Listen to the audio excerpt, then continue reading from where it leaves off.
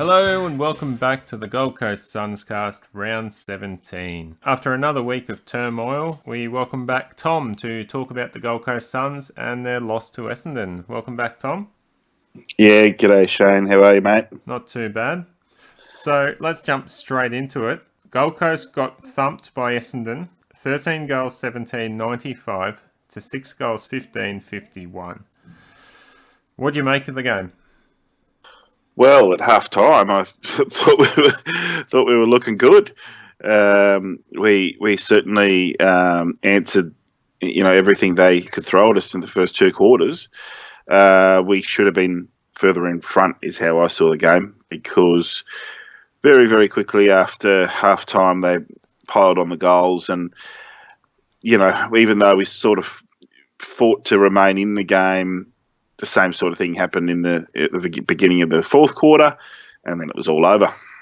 Yeah, I was guilty of celebrating too early. I went to the members bar at halftime and celebrated with a couple of Pirate Life beers. So drinking the good stuff, and jumped on Twitter and shouted out a tweet about how good it was for Queensland footy at the moment, with Brisbane winning earlier that day. Were we going to get the double with Gold Coast winning as well? About 5 minutes into that third quarter, I quickly regretted it. And yeah, we ended up losing by 44 points. So Yeah. It wasn't a good result in the end, despite our strong showing in the first half. Nick No. Holman was a shining light. He kicked 3 goals. So that was probably, I feel like I've said this before, but I definitely think that was one of his better games of the year. He keeps improving, and you would expect that of a guy who had, a couple of seasons at Carlton, and they gave him limited opportunities as a tagger, and which is always pretty difficult for a young player to come in and be given that role. And the Blues delisted him, and so he's come back and he's a rookie, so yet again, Scott Clayton gets he's gone now, but he gets a lot of shit put on him. He can find the diamonds in the rough. He got Aaron Hall off the rookie list way back when, and he's found Holman this time. And how many times have you heard Stuart Dew talk about Holman in the press conferences? Like, there's a pretty obvious that the two of those have a connection. So it looks good for young Holman. Yeah, Holman does seem to be I wouldn't say vital, but he does seem to be a loved character at the Gold Coast Suns. He provides a lot of toughness and contest that the Gold Coast Suns have lacked in the last few years.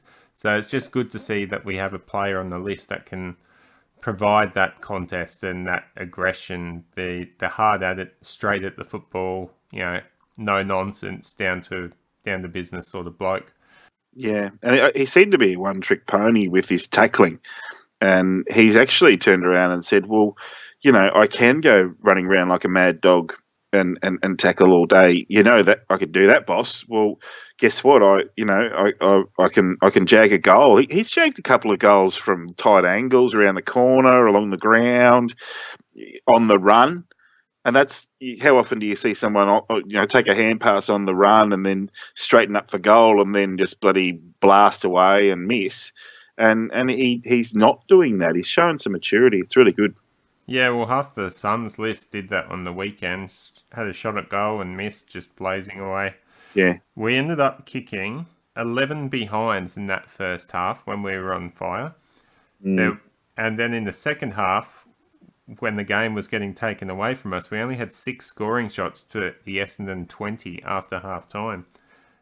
It just sort of shows how quickly Essendon got away from us. They just came out with more run, with more aggression, more desire to win the football, and Gold Coast looked like they had none of that whatsoever. And that's telling in the stats. I'm pretty sure from memory that we were winning the clearances at about half time. It's exactly right. We were in front with clearances, and they just went past us. Yeah, exactly right. Now we finished up with -8 clearances for that game. We were also -21 contested possessions, and -8 tackles. For a team that got thumped by that much, we should have had a lot more tackles. Yeah, no, but we were in front on tackles as well. We were in front on hit outs. The only thing we were never in front on was disposals, but we seem our game plan seems to sort of be fairly direct. So when Essendon's kind of over possessing the ball as they did a lot of in the first half, although in the second half they were able to over possess the ball once they got out to that 20-point lead. And then they were slowly able to make that lead. Let's not forget they had their fair share of behinds, but that was in the second half, and when they had a lead. So when you're kicking behinds and you've got a lead, I mean they had 11 behinds for their second half, like we had for our first half. But when you're kicking behinds when you're in front by 20 points, it just puts the pressure on the defending team to catch up, and we're not yet confident enough to go from a kick out and try something creative and new and just, go up the guts or go short. Or, if we're going to go down the line, shouldn't we have the resting ruckman or shouldn't one of the key forwards be running up the wing or something? We don't seem to be able to go coast to coast. No, we don't. And this falls into a question that we had on Big Footy during the week from Robbo_1. He says, thoughts on game plan, fellas? In my opinion, we don't have the players to play the game plan Dewey is trying to instill. When we play attacking football, we can't stick it with other teams. When the pressure comes at us, we try to switch to a defensive style. Our players get lost structurally, and that's pretty much what happened on Saturday night against Essendon. The players looked lost out there, and it was quite predictable, just the long kicks down the line. There wasn't a change, even at third quarter. There just wasn't a change to go to a slow it down, sideways kick, look for that open space. It was long down the line to the big tall ruckman, usually on the wings as well. So that way, if we don't mark the contest, it goes out. I mean, that's smart football. That's what I grew up playing myself. But this day and age, it's not smart enough. No. More game plans that play on team defence and field defence than what there was in my junior football days. So there just needs to be more flexibility to change up and hit smaller targets. I mean, you look at our disposal efficiency of our players. You got Crossley, who was our best player for disposal efficiency. He had 7 disposals and 85% disposal efficiency. And then Rizcatelli, our oldest bloke on the field, who should be showing the way with leadership. 28% disposal efficiency for the same amount of disposals as Crossley, which was 7. They just not hitting the targets. And I think the game plan is partly to blame for that. It's a long down the line, and it's always to a contest, so it's not going to be very effective. Yeah. The one thing I will say in Rizcatelli's defence is that he had 6 1%ers, so it wasn't for lack of trying, but he just had a dirty day, and he's not a defender, is he? So...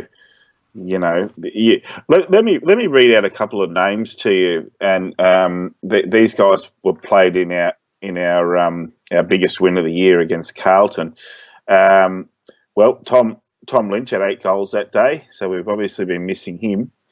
Darcy McPherson had 15 touches that day, and he took 7 marks and had a good goal in the first quarter. That was a team goal. You've got Aaron Hall, who, even though he's much maligned by the fans, he's a quality player, and we have missed him. Braden Fiorini, one of our most improved players, and we've really missed him. Cade Kolajasny, who, you could say we've been missing him for a couple of years because he hasn't, even when he's playing, he's not playing at his best. But gee, if we could have him dashing down the wings and clunking marks and just doing all the things that he does when he's in hot form, Sam Day, although, again, he wasn't playing his best footy, at least he was trying and at least he was putting in maximum effort, and I think we've been missing him. Jack Bowes was one of our best players early in the season. He's slowly lost a bit of form. Benny Ainsworth's been out for a couple of weeks. He's the first 22 pick. And Pierce Hanley.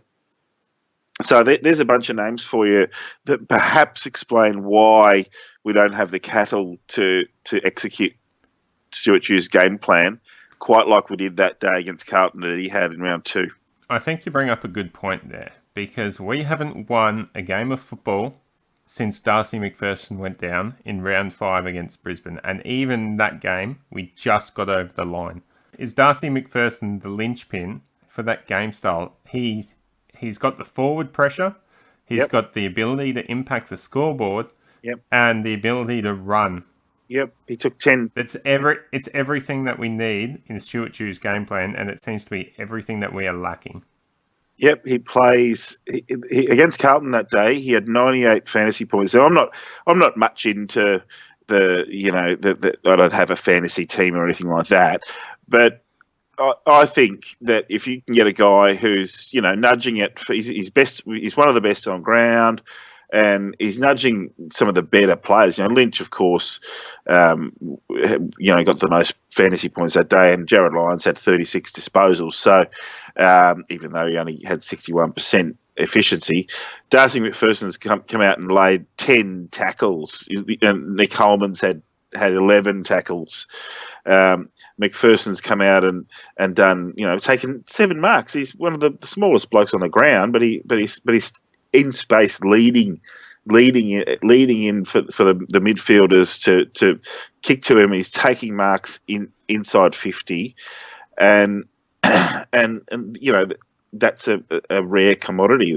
We need we need players who can bring the ball down and be able to have shots from inside 50, or even if it's a bit out of range. The closer you are to goal, the better chance you've got of scoring the bloody. The whole aim of the game is to get goals, and he's one of those guys who can turn a nothing situation into a 6 points. Let's go back to the middle of the field to bounce it up.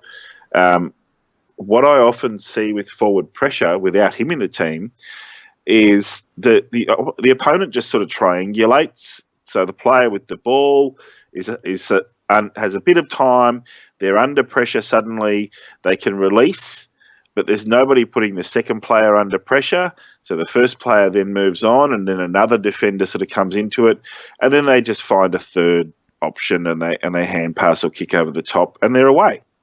And our 2 forwards look like dickheads because they've just been running around in circles, but McPherson doesn't get outplayed like that. He just bloody runs to the contest. And quite often there'll be a hurried kick and it's a turnover, and suddenly you've got your opponents who are all sort of lined up in their forward line.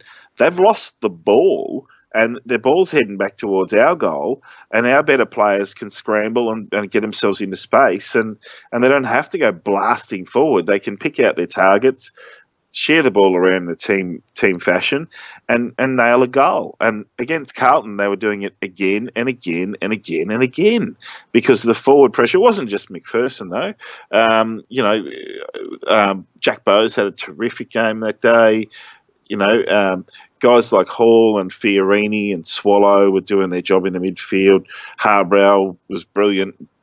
Bowes was brilliant. Even Richatelli, who had been, given a lot of conjecture in the preseason that he just wasn't going to, get up, he went well. These are things, Lockie Weller in his second game had a fairly good game. Sexton put a few goal assists together. He was actually delivering the ball beautifully to Lynch. So I hark back to that game because we've got a game against Carlton coming up, and these are facets of the game plan that we were doing really, really well, and then we just haven't had the players since to really execute it. So basically what you're telling me is Darcy McPherson is the MVP of the Suns. I wouldn't just say Darcy McPherson, but in the preseason, Lemons was the one who was impressing. So Lemons and McPherson in the forward line turns the forward line with a couple of talls, and then useful guys like Young and Holman. It turns our forward line into something that's actually capable of kicking a winning score. That's where I'm driving at. We need a whole host of players to come back into this team to be able to play the proper game plan. You and I both wrote off Kolajasny. Seems like he's going to actually. What he thought was his problem wasn't his problem, right? So it's all in his head. He's gotten a treatment on the neck, and bang, he's back to the potential that he always had. We'll get him back in the team, because without him and Hanley and another, I'd say Hanley probably more than McPherson. Let's just put it that way. Hanley. Well, that sounds like a great segue to get into our Niafl results. Because Hanley was one of the several Suns players that dominated that game. So Gold Coast played GWS and won by 2 points. They kicked 10 goals, 10-70 to GWS's 8 goals, 20-68. Emmanuel Baru, academy player of the Gold Coast Suns, kicked 4 goals, and Braden Fiorini kicked 2 goals. So the Giants dominated this game. As you can see from their scoring shots, they had 28-20. It just seemed like they were so wasteful in front of goal when they had the momentum, and Gold Coast were able to take their chances when they had them. That's exactly right. It was a come-from-behind victory. Not until the last few minutes, I believe, as well. They were still, I think GWS kicked the goal to put them about 10 points up. That's right. 9 points up with with only about 5 minutes left to go. Yes, the Suns kicked a couple of red time goals to win it, and Baru came up trumps. You wouldn't have picked it. He's a good player, and he just kicked straight.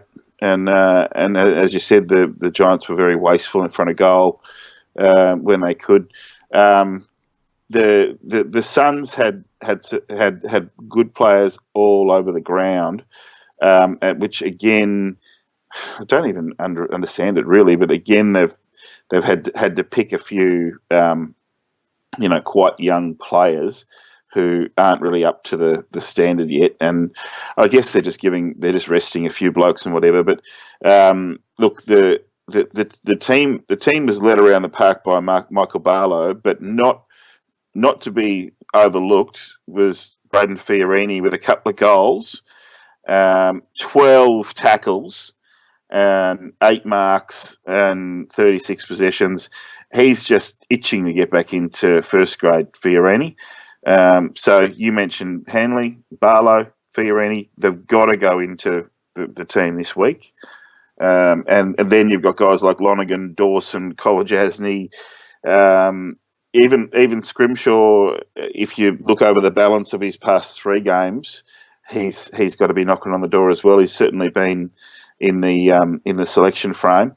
So and maybe for a roughie, Jack Leslie with his ability to go down and switch out with May, and if May goes forward or has a loose role or something like that. Okay, well, you've touched on a lot of players here, and that's probably the key from this game was the amount of AFL listed Suns players that had an impact and look like they're pushing their way back into the senior side. It probably is even more highlighted with the fact the Gold Coast Suns senior side had such a poor display against Essendon after half time, and there are quite a few younger players that are probably due for a rest in that side. So we've got Barlow, who was named man of the match or close to it with the coaches' votes, with 44 disposals, 9 marks, 6 tackles, 5 rebound 50s, 3 clearances, and 3 inside 50s. So he was certainly very busy.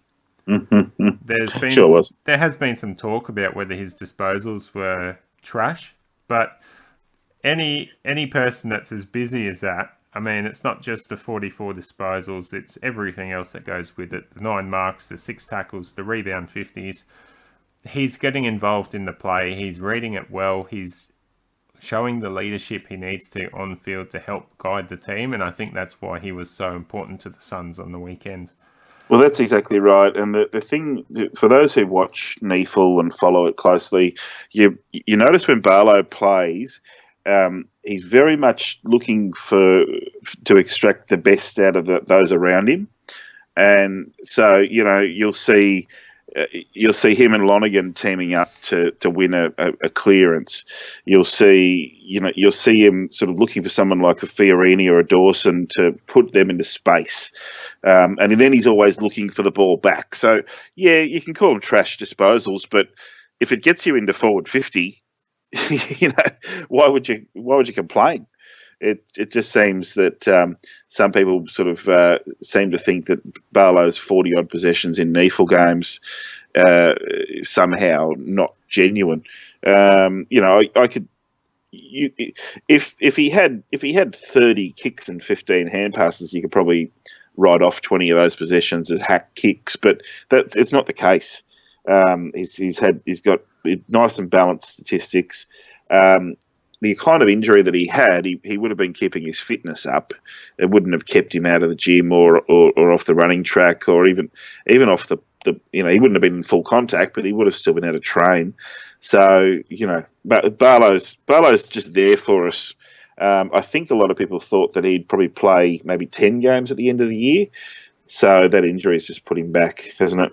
Yeah, it has, and there's a lot of doubts over whether he'll have a contract next year. I personally hope he does. I think we need his leadership and his skills around the club. I mean, he is one of the players that brings a morale around the group. He's just got that, I wouldn't say it's youthful exuberance, but he's just got a high energy, and he lifts the spirits of the other Suns players around him. So it's just really important, I think, he stays at the club. One of the other players you mentioned was Lonergan. Now, he had 31 disposals, 6 clearances, 5 tackles, 4 inside 50s and a goal. So he's getting active as well. He's a good chance to come into the side. Then Pierce Handley, in his return game, had 31 disposals, 7 rebound 50s, 4 clearances and 2 inside 50s. So again, we've got quite a bit of talent coming back, which could mean a huge change at the selection table. Yeah, and Kolajasny wasn't in the top 3 or anything like that, but he was no slouch. Even Spencer had a terrific game, and Leslie as well. Yep, and Shear playing in a different role. Just didn't have the stats, but still had a solid game. One negative for me to come out of the game was Connor Nutting, fresh off a couple of weeks ago. He banged a superb 60-metre goal, and then in this game he banged a goal from outside 50 again. Just that shock of blonde hair on the little NEFL stream, and you know that he's got the ball and he's at pace, and he's going to bang it through. He could be another Trent McKenzie. He really looks like a real Gold Coaster, and he unfortunately got injured. They're not really giving it. They're saying a lower leg injury, whatever that means. Yeah, so it looks like he'll be out for a minimum 3 weeks, and then they'll reassess it again. Because he's someone who I would have said was getting close to a debut. Yeah, and it looks like that won't happen again. We've only got, I think, 6 games left for the year. So if he's out for 3 weeks, I don't think he'd be able to push his way back into the senior side. But good if he can get back for the NEFL side, because they're only going to get better. Because as I'm sure you'll share with us a little later, there's even more players coming back from injury. And it's only good news for both teams that we might actually be able to come home with a bit of success. I have a bit of a joke on Mondays with one of my workmates who's North Melbourne. So some Mondays he skips into work, and other days he's just like me. But I try to talk about NEFL, and he just laughs at me because it's all we've got, But this NEFL team, I think, can show the potential of the younger listed players that we've got, and I think they'll go pretty deep into NEAFL finals, to be honest. There was no under 18 players eligible for the draft this year, was there? I don't remember seeing Graham or Scott listed in that side. No, Graham did play. He was just quiet, played down back. And Dirk Conan played and had 16 touches. It's just that there were so many other players in front of him. So I think the pair of them played down back, and they're in a winning team. That's only good for them. There are a number of players who sort of seem like they've been around for a long time, and they didn't exactly get a lot of game time for the Allies. Guys like Baru was selected for the Allies, didn't play any game time. So is Baru eligible for the draft this year? Is he? Yeah, okay. He's a top ager. It's one of the ones we haven't heard about much. He's played a bit of NEAFL this year. When he's available, he's one of the first picked in the NEAFL team. When we've got a lot of injuries, of course, it makes it a bit easier for him. But even when we didn't, he was still there.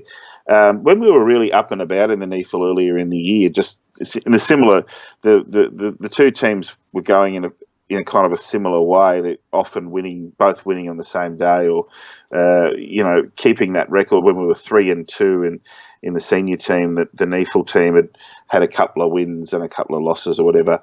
But Baru was in there.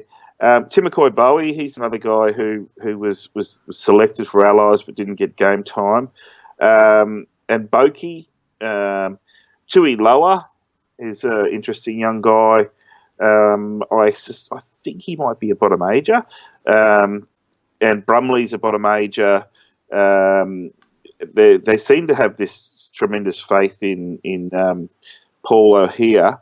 I'm actually not sure of the pronunciation though, but not that many people think he's not that good. Harry Symington, top ager. Lockie McDonald, he did get time at the Allies. He came out and got 15 possessions. So those guys they did play. And I should mention, and I've mentioned him on the show before, Brodie Foster has played. Could be wrong, but I think he's played every NEAFL game this year. He was somebody who in the academy was very excited about when he was about 16, and he's just quietly adding dimensions to his game. He's a top ager this year, so if he doesn't get a rookie spot, then he's gone. But I'll tell you what, he'd be in the conversation. If they're looking at that number, 45th rookie spot, that third category B rookie spot, and they got no one else to give it to, he'd be someone to spend it on. Okay, and just to clear it up for some of our fans, when you say top ager, you mean draft eligible for this year? They are draft eligible, but they were already. So what it means is you've got bottom agers who aren't draft eligible, and we do like to blood them, and we've needed to. So there's a couple of guys like Conor Badaric who was blooded at the national championships level and did really well. Like he'll be a NEAFL player for us next year all year, apart from the national championships, where he'll probably go and set it on fire because he's a great little small forward. Whether or not we've got too many of them or not enough remains to be seen what we need. But he's like Bose was in his underage year, and what's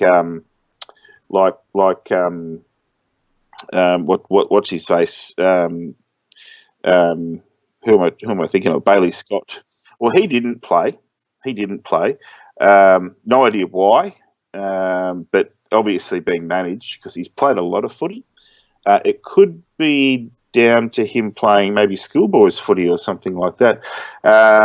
I'd love to see him back in the team though, because he's someone who we need to get him in red, and the more games he plays in red, and the more he's the guys can get around him and convince him that the culture is positive and that the future is bright, and he'll choose to stay with us because he'll be like Bose. He'll just walk straight into the senior team in 2019. So bottom ages, blokes that aren't draft eligible, and then top ages, blokes that have previously been draft eligible and are on their last legs in the academy. Yeah, well, I mean, it's one of the few sort of things that we have as an advantage to field our second rung side. VFL teams do it differently. The West Australian teams do it differently, but we aren't able. We previously used to bring in top up players, and that went all right. But I guess it's not really fair for the club that they usually play for. So now we just play our entire AFL list, and then we get players from the academy. So this year it's been really valuable to have guys who, I mean, if you're born in November or December and you're only just eligible, another year in the system, and you're turning 19 at the time of the draft, and you've got 2 full seasons of NEFL in you, you're going to go a lot better. So that's why we'll have. They'll definitely have a look at these guys, and some of the guys who you might think might be walk-up starters to be drafted if they don't get, like, say, Lockie McDonald. He's a very classy player, and it's testament to the academy that they're producing players like him who represented us for the Allies. He may not get drafted, but he won't leave the academy. He'll still be around next year as a top ager, and we might just draft him then. All right. Well, so you mentioned some good news with players returning before through injury. We've got Rosa, Ainsworth and Bowes all likely to return through the NEFL this week, from what the club has said at this stage. Whether that continues to be true, we don't know. The selection committee is always pulling out surprises. Yes. More about a lack of news in the injury report was there was no news on Stephen May. He looked to be in extreme discomfort during the game. It seemed to be again with his hip that he hurt against North Melbourne. But there's nothing coming out yet on his injury, whether he even is injured. So at this stage, we've probably just got to assume that he's just pulled up a bit sore and he should be fine for the game against Sydney. Yeah, I don't know. I don't know that they want us to know. Because Jude did say that that May had been recovering from an injury leading into the game, which we saw from last week. So maybe it's just one of those things. Like they didn't sort of play up Lynch's PCL too much until they did. So I hope May plays, but if he's not. If he's not well, he's probably going to match up on bloody Franklin. So you'd hope that he's going to be fit enough to do it. Yeah, and knowing him, he'd want to do it. Yeah. So in other news, Day has had a successful operation and is expected back for the start of pre-season training. That was for his shoulder. So that's good news there. Yeah, really great. All right, well, we've got some questions come in again. This one is from Tom Kim of Facebook. He asks, how do clubs go about keeping morale and enthusiasm high in poor-performing teams? They try so hard with no rewards. It's hard to see how they keep morale so high. Now, we're not involved in the club, so we can't specify on what is happening there, but... We've had a chatter about this, and it's something that you do think about. So we'll speculate on what our opinions are on this. And I mean, you got to look from the point of view that it is a job to a lot of these people, the players and the staff at the club. A lot of them view it as a job. They probably view it as a special job because you get to. In a way, you get to put smiles on people's faces. You bring hope to people every single week. People that support the club and live for the club. So that's got to bring some sort of job satisfaction and enjoyment into your life every single day, which would boost your morale. I also think the players, being a young playing group, I think the coaches would really dwell on highlighting the good things that the playing group does. So those patches every week of a 15-minute break or a half an hour, quarter, where they just everything works for them. They get the ball moving smoothly, they take contested marks, they kick goals, they don't miss targets. Those are the things I would be hanging my hat on and saying, this is what we can achieve. Let's stick this out. Let's keep working on this. And over time, we can build this from 1 quarter to 2 quarters, 3 quarters to a full game. And with that, results will come, because the Suns have been not just competitive, but they have beat sides in small portions of their games throughout this year. That's right. So they can prove that they can match the best of the competition. They just need to do it for long enough. So it's more about just hanging their hat on that and saying, we can do it, we just need to keep working on it. So they know the direction they want to head. Yeah. And I think that's their goal, that's their focus. Look, I think that the part of the answer here lies in the fact that morale in the back half of last year was very poor. In fact, you could go so far as to say that it's been higher all year this year than it was at any time last year. So I'll give an example. When a player kicks his first AFL goal at any club, all the players get around him. It happens at every single club. It usually happens quite early in the season. It happens, just about every game. But as the season goes on, you're regularly seeing, and with us, we've had a number of them this year. So I personally saw Crossley and Ballard's first goal, saw them live, and the team, you could just see that they weren't just a couple of blokes who'd up-jumped knee-full players. They were teammates.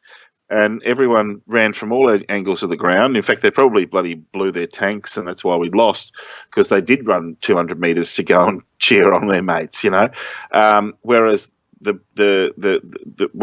think was one of the greatest shames that we had of last year's season was Jesse Joyce kicks his first AFL goal, and no one gives a shit.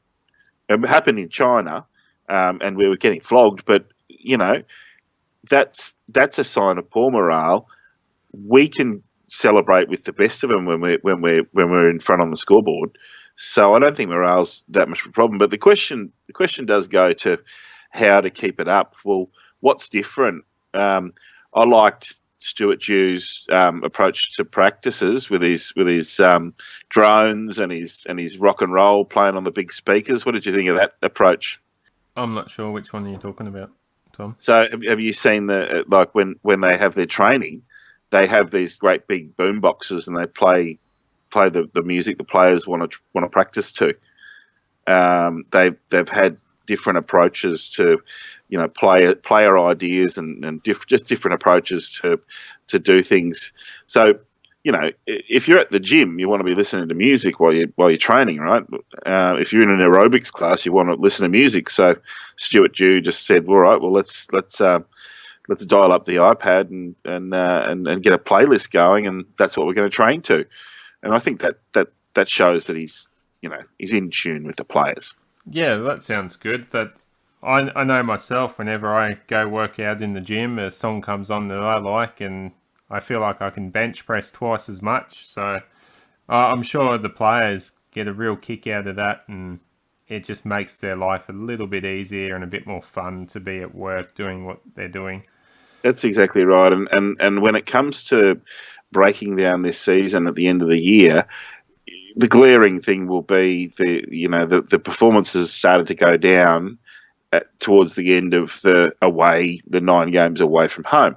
Well, the corollary of that is you've got a whole bunch of young blokes who are continually on the road, and they must have formed really, really good relationships with each other, and they must have really got to know each other. So even out of that adversity, I think in the future they're going to sort of talk about that and go, "Oh, I remember that bloody 2-week Perth trip, and remember when so-and-so did this or that," things that we're never going to really know about, but ways that they can bond and I think it'll hold them in good stead, especially when they're travelling in the future and sort of saying, oh, yeah, well, so what? We've got to go to Perth. Well, a few years ago, we went to Perth and bloody smashed the Dockers. And last year we went to Perth and we had to play 2 bloody games in a row. So, this is going to be a cakewalk. And, that I really think that their resilience is one of the things that helps them, maintain that morale. Yeah, their resilience probably needs a bit of work, as Stuart Dew evidenced in the post-match press conference that he feels the club is lacking that resilience on match day. But it's good to know that they've probably got that resilience in general life. They just need to find a way to bring it out when times are really tough in the middle of a football game. So our third question is from Fat Pizza on Big Footy. He asks, who is going to kick the goals for us if we're going to have another win this year? Well, before the show, we chatted about this question, and my answer then was Nick Holman and Aaron Young, because they kicked 5 out of our 6 goals on the weekend, and the pair of them are well up on the Suns' goal-kicking leaderboard this year. Without Lynch playing, Holman might end up winning the goal-kicking award, and not a bad thing.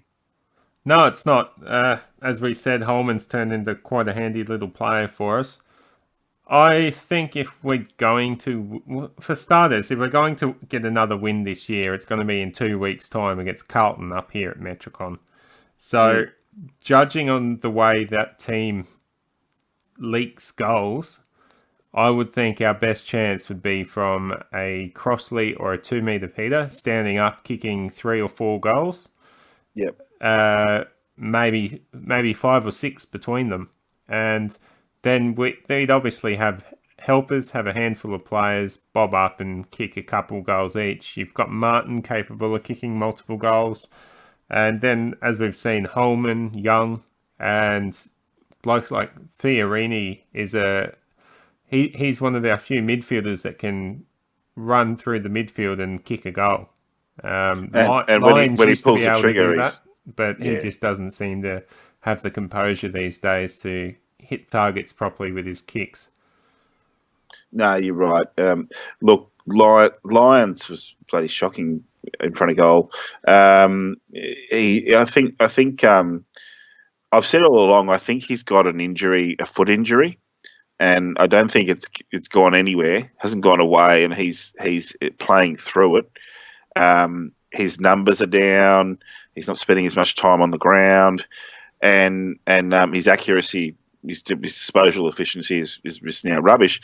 He's still, on fire in the clearances, and he's still playing at his contested possessions. He's playing very well, but yeah, he's not going to win you a game off his foot. And I think especially at the moment, there seems to be something there. But anyway, Jack Martin is the most talented player at the club.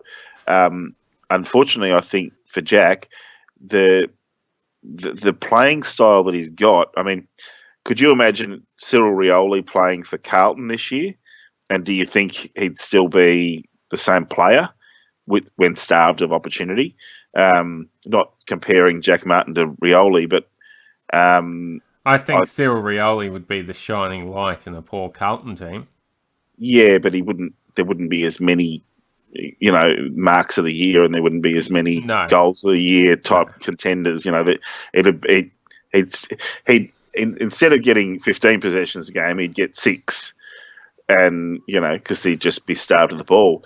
And I think in this instance, you look at what Martin's able to accomplish week in and week out. Well, either he gets 15 touches and 3 goals, or he gets 20 to 25 touches and plays a lot more on the sort of outside midfield. But where's the best value? Do we have other midfielders coming through that can do that job, and can we just stick him in the forward pocket and just rely on the quality of our midfield to win enough ball to get it into inside 50 more than 40 bloody times? We need to get it in there 50 to 60 times. And he's terrific. Jack Martin, is able to outmark much taller opponents. He reads the ball in the air. It's just like he's got a sixth sense for it because he's always at the drop of the ball. And he's the guy whose 3 goals ends up being your winning margin when you've got someone like Lynch and 2 metre Peter kicking multiple bags each. Yeah, well, if you take away our tall forwards in Crossley and Peter Wright at this stage with Lynch injured, you are left with a bloke like Jack Martin, who is probably one of our most dynamic and influential players in the side. So he's a good chance at kicking goals to help us win. But that we are out of time, so that does us for tonight. Just quickly, Gold Coast play Sydney on 2 p.m. on Saturday. So we've never beaten Sydney before. I doubt we will beat them this weekend, but you never know. Only things to say that, that there's like a, 99% chance that Sydney will win and a 1% chance the Suns will win, and a couple of considerations. So Sydney had a last gasp win against the Kangaroos, and it was a pretty willing contest. So they'll be a bit sore and sorry after that. And with the 6-day break. Yes, and we have we were coming off a 6-day break against the Bombers, which I think partially contributed, but not having to travel every week is meaning that slowly but surely the boys are getting a bit of the fatigue out of their legs and actually won't mind just a short little hop. It's the shortest away game apart from the Lions, so down to the SCG. But I predict like 5 or 6 changes. Be surprised if it was more than 3, but what's needed over the next couple of weeks is 5 or 6 changes, if not more, because there's guys playing NEFL who will be playing NEFL who'll be coming back into consideration again. So, but yeah, Sydney are a team we have never ever defeated. So we probably have no chance. What do you reckon? No, like I said, I don't think we have a chance of winning this week. I think we're to expect about 3 changes, possibly 4 this week. Obviously, all those midfielders we've got coming back through injury is going to help. As for whose spot they take, it's a bit hard, quite hard. I mean, there's a few obvious candidates, but it seems like they've got a, it seems like they're immortal these days. They just don't seem to get dropped for anything they do. So we'll just have to wait till the selection committee on Thursday night to find out. Yeah, I mean, look, Will Powell is a welcome addition to the list. He's just punching way above his weight and not producing results. And Schoenfeld has had a run. He's had a go. He's shown. I'd much rather see someone like Lonergan come in for Schoenfeld or Kolodjasny, or it could be bloody anyone, to be honest with you, because Schoenfeld is not getting the disposals. His disposal efficiency is rubbish, and he's sort of a bit of a passenger out there on the weekend. And I've been called a few names about this, but I don't think Calamachi's form is very well. I don't think his head's right.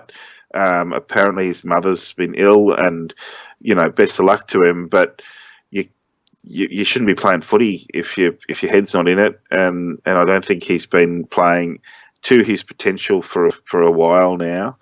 And your mate Charlie Ballard, he's been going hot and cold. So again, I could go right up the list. Even Risker, does he stay or does he go? Matt maybe with Barlow and Hanley available to come back in. The leadership vacuum isn't quite so dramatic. But we could talk about it all night. I think our listeners would prefer us to be a bit more concise and succinct about it. So I'm going to say Sydney, but not by as many as most people think. All right, well, fantastic. Thanks for joining me again tonight. And thank you, listeners, for tuning in to the GC Sunscast.